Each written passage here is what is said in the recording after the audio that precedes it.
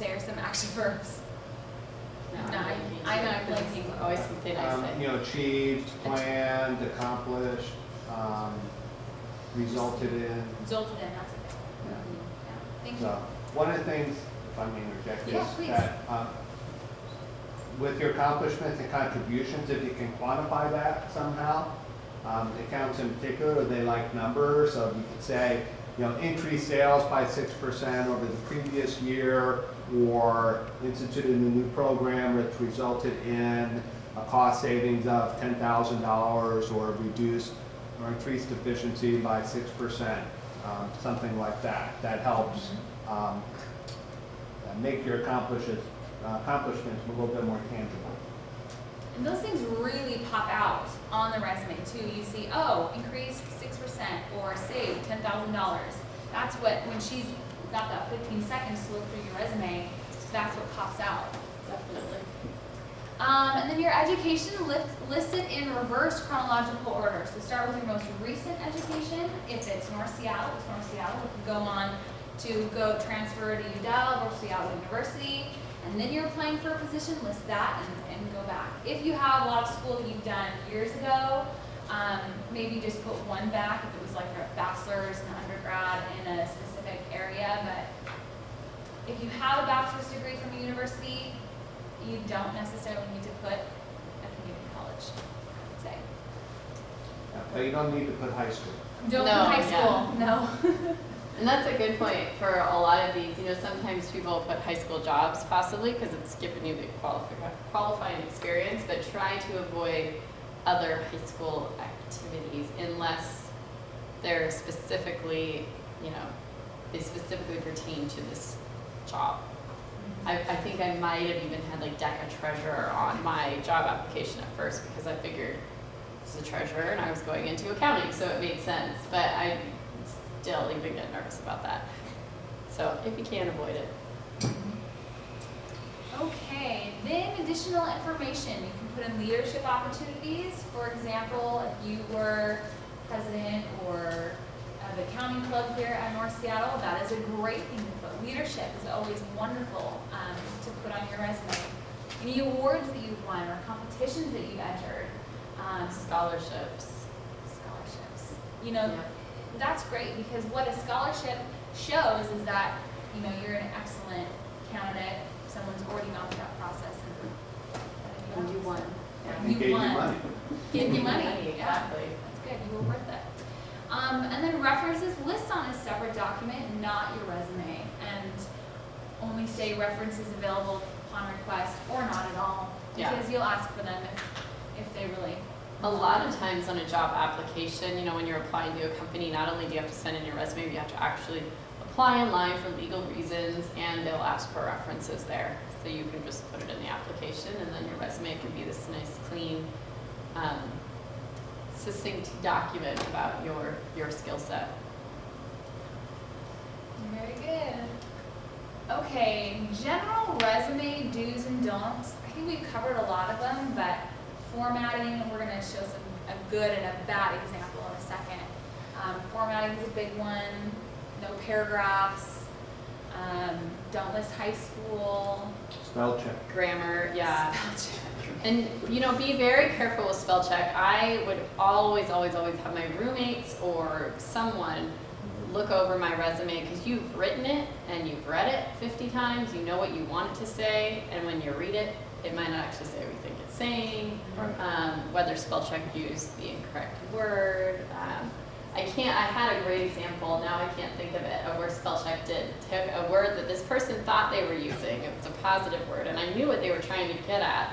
And the word that spell check switched it to is a completely negative word. And I'm like, oh dear, I don't think that's what they meant to say. So, you know, just have other eyes review it. And especially when they said, pays attention to detail and Right. qualifications. Yeah. Right, you spell accounting wrong, and you're like, ooh, I don't know. Or the company name wrong. Yeah. Yeah. Fine, don't do that. Yeah, don't do that. Yeah, don't write, you know, in your objective to obtain a position with PwC when you're applying to Deloitte. Right. You know, little things You like take that a little personal. Yeah, sometimes yes, and sometimes you're like, wow, so many resumes. But yeah, you just don't want to do that. But Other, I would say don'ts are, don't leave your GPA off your resume. For campus hires, oftentimes, and I hate to think this way, but I know the other recruiters agree, if I don't see it on there, I assume it's not on there because you're trying to hide something.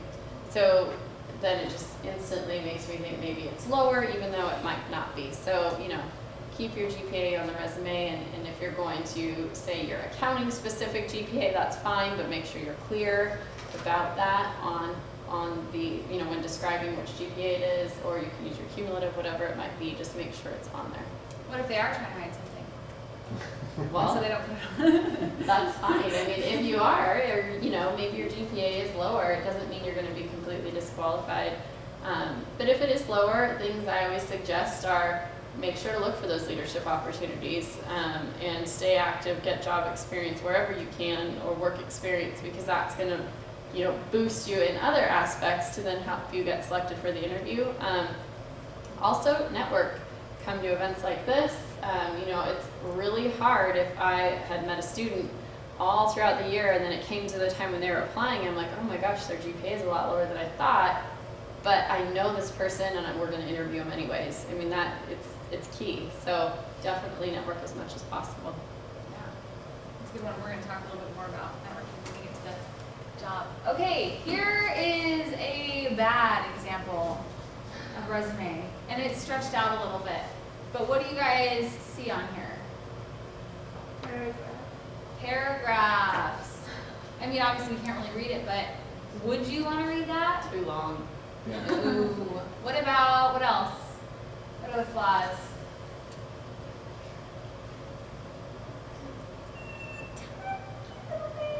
Yeah. Well, it's not really presented well. There's not really good graphic design thought going into this. Like, the name maybe should be either all the way across the top, all that contact information, or at least centered.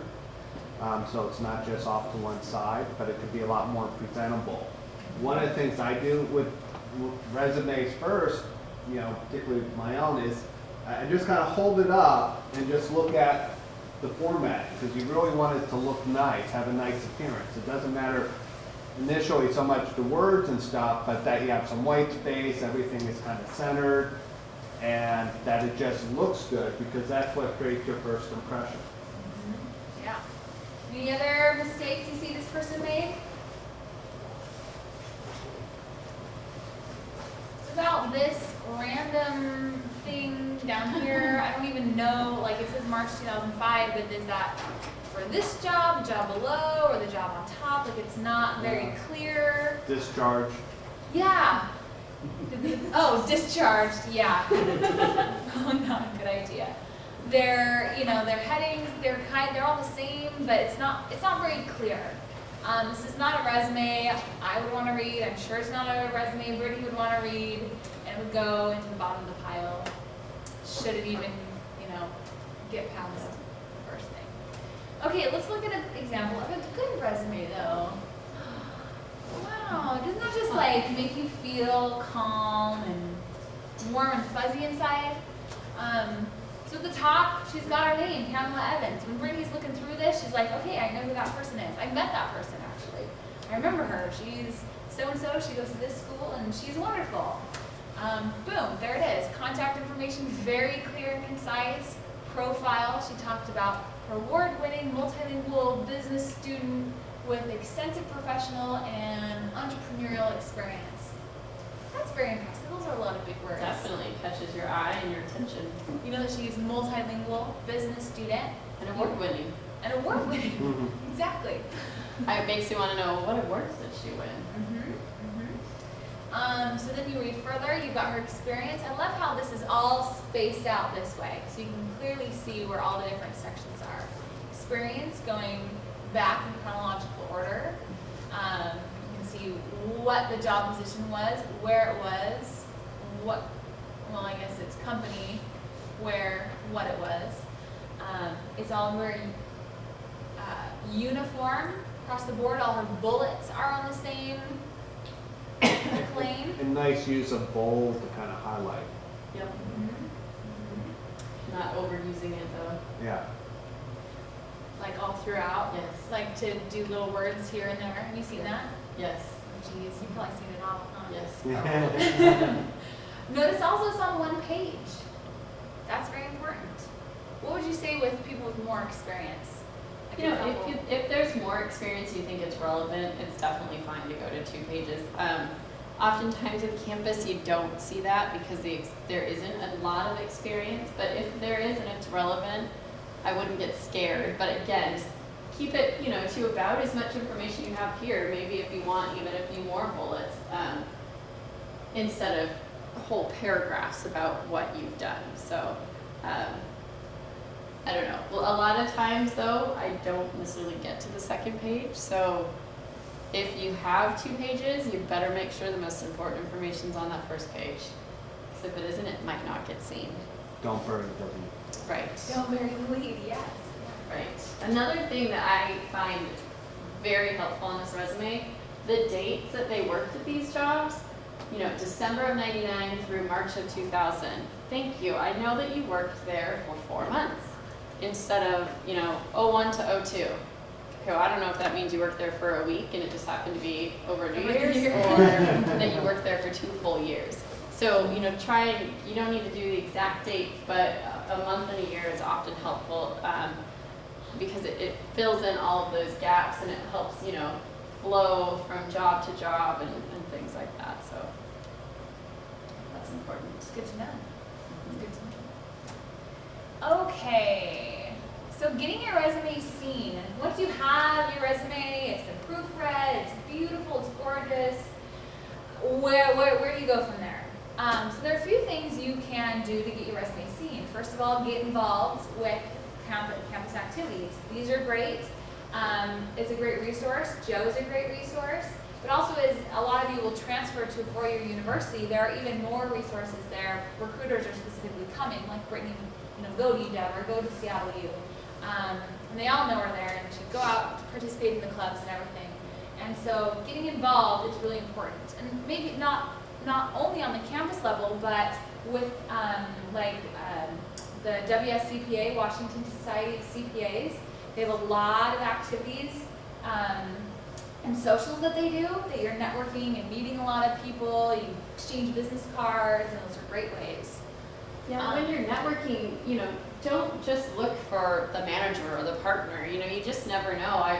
You brought up the WSCPA, and we have quite a few staff that are members of the WSCPA. So you go to some of their networking events, and wow, lo and behold, you might meet 3 people from Deloitte, and you build a relationship. And next thing you know, they say, "Hey, do you want to come out to the client site and meet the rest of my team one day for lunch?" Awesome. Now you're meeting the manager, possibly the partner on that engagement.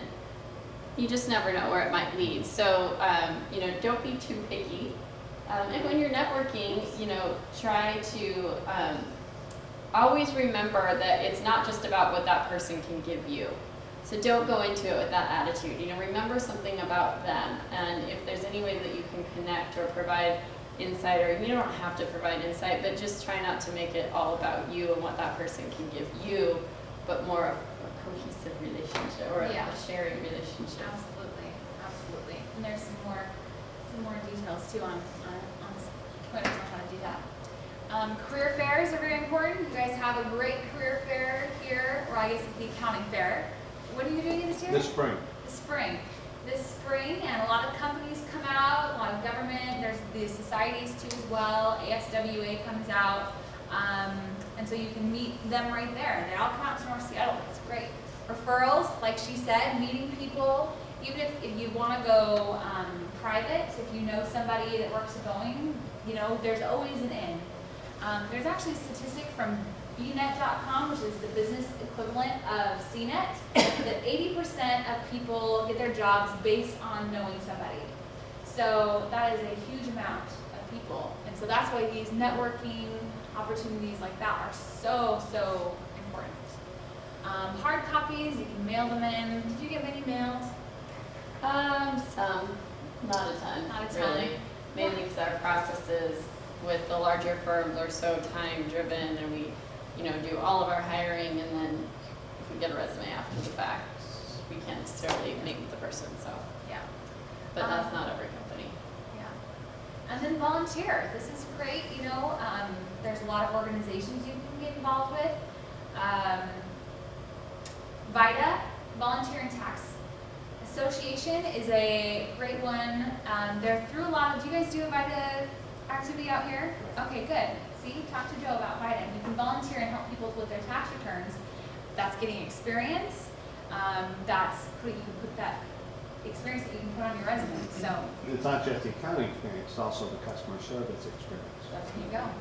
Client interaction, right? It's great. It's great. Now, big companies like Deloitte probably don't take on volunteers; they take on interns. Right. But it's just apply for yourself. Okay. So, job search outlets. Where to go for job search? First of all, recruiters that come out. They've got their information out there. So look and see. Joe knows a couple. We know some. So if you guys have questions, you can talk to us afterwards. Professors are great resources. They see all these recruiters coming out. They know where the jobs are. They've seen the students and where a lot of North Seattle students get placed. So they're a great resource. Clubs and events, company sites, like Deloitte was saying, that they apply through their website. It's a very, a process. And then search engines are great ways. A good one, there's monster.com or indeed.com is one that I remember finding very helpful. So, Yes, lots of different ways to find jobs. I still go back to networking though. Honestly, that statistic has got to be completely correct. mm-hmm. And this is one of the most. So when networking, I don't think we can stress enough how important this aspect is, to go out there and meet people, build relationships. And it's not just to get that initial job, networking is a skill that you're gonna need all the way down the road. I mean, Joe probably still networks, right? Yeah. That's how he got Brittany to I come. was going to say, that's how we met, so, yeah. You never know. You never know. And So- I met Brittany through Katie, so Yep, exactly. All interconnected. All it's interconnected. like a banner bank commercial. Exactly. Banner being commercial. Nice.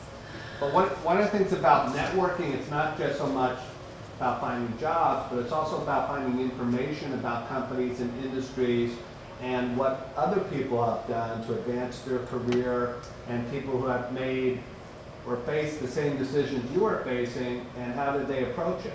And how did they evaluate it? What information did they use? So there's just a lot of very valuable information that you can get based upon other people's experiences. So the first thing, this is the same with your resume, is to make a good first impression. It's the quote, you never get a second chance to make a first impression. So make it good. Make eye contact, shake a person's hand. Hi, my name's Katie, how are you? Hello, What's your name? I'm Eric. Eric, great to meet you. You made eye contact, you had a firm handshake. That was a wonderful first impression. And he brought me Subway to begin. So I have a great first impression. That always helps. Now, sometimes just for this group here is that in Asian cultures, eye contact isn't as easy to make. Is that true? Well, some cultures. Some cultures, yeah. So it's something that in American culture, it's more expected. So you might want to practice that. Kind of shaking people's hands and looking them in the eye and saying hello when you meet them. Just saying. That's good to know. Make certain to accomplish your goals. Remember that at the very first we were talking about what you want to achieve. So talk to people that are working in public accounting or private accounting, and leave people with a positive feeling. We're gonna And I think talk a little bit more about that.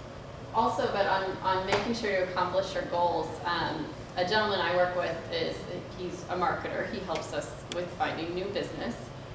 So he'll often talk to us about different ways to network because he's the king of networking.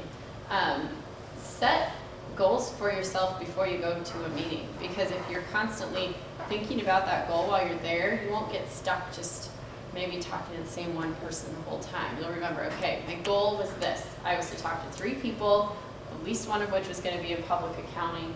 I was going to try and learn something more about them and make a connection so that I would then have that network to build off of. So set a goal for yourself beforehand. There's nothing wrong with that, so that you go in knowing what you're supposed to accomplish versus just, all right, here's another networking event, here I'm going to go there, I'm and gonna we'll just see go what with happens. the food and talk Right, Right. right. So it's definitely important to set those goals. You already know your friends. You already know your Right. friends. Right. You've already sucked out everything you can from them, so I'm just kidding. And that professional event, it's okay to ask for a business card to get their contact information.